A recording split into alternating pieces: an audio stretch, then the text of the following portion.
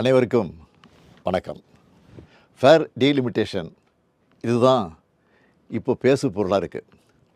திமுக ஏன் இதை பேசு பொருளாக ஆக்குச்சுன்னா 2026 டீலிமிட்டேஷன் கண்டிப்பாக நடந்தே ஆகணும்.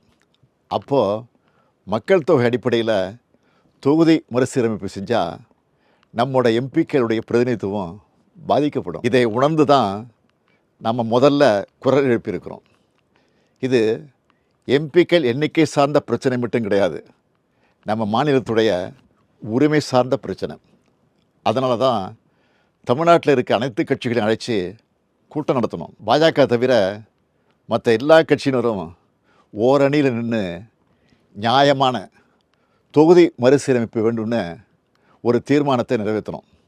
அதில் இந்த தொகுதி மறுசீரமைப்பால் பாதிக்கப்பட உள்ள மற்ற மாநிலங்களையும் ஒருங்கிணைச்சு போராட வேண்டும்னு முடிவெடுத்தோம்.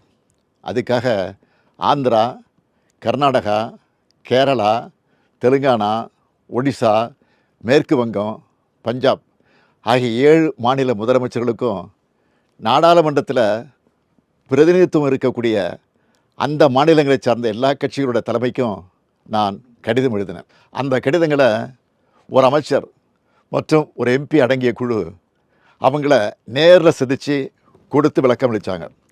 எல்லா மாநில முதலமைச்சர்கிட்டையும் நானே ஃபோனில் பேசினேன். இதை தொடர்ந்து சிலர் நேரடியாக வர்றதாகவும் சிலர் ஏற்கனவே ஒத்துக்கிட்ட நிகழ்ச்சிகள் காரணமாக தங்களுடைய பிரதிநிதிகளை அனுப்புகிறதாகவும் சொல்லியிருக்காங்க. இந்த முதற்கட்ட ஆலோசனை கூட்டம் நாளை மார்ச் 22 சென்னையில் நடக்க இருக்குது. இப்போது எதுக்கு இந்த கூட்டத்தை நடத்தணும்னு சிலர் கேட்குறாங்க. தொகுதி மறுசீரமைப்பால் நம்ம தமிழ்நாடும் நம்ம அழைச்சிருக்கிற மாநிலங்களும் பாதிக்கப்பட்டால் இந்திய நாட்டில் கூட்டாட்சிக்கான பொருளே இருக்காது, ஜனநாயகத்துக்கான மதிப்பே இருக்காது. நாடாளுமன்றத்தில் நம்முடைய குரல்கள் நசுக்கப்படும், நம்முடைய உரிமைகளை நிலைநாட்ட முடியாது. இது இந்த மாநிலங்களை அவமதிக்கிற செயல். எனவே மக்கள் தொகையை கட்டுப்படுத்தி சிறப்பாக செயல்பட்டு நாட்டோட வளர்ச்சிக்கு பங்களித்த மாநிலங்களுக்கு ஒன்றிய அரசு தண்டனை கொடுக்கக்கூடாது. அதனால தான் தமிழ்நாட்டில் இருக்கிற பெரும்பாலான கட்சிகளோட ஒருங்கிணைந்த சிந்தனைப்படி மற்ற மாநிலங்களை ஒருங்கிணைக்கிற இந்த கூட்டம் நடைபெறப் போகுது.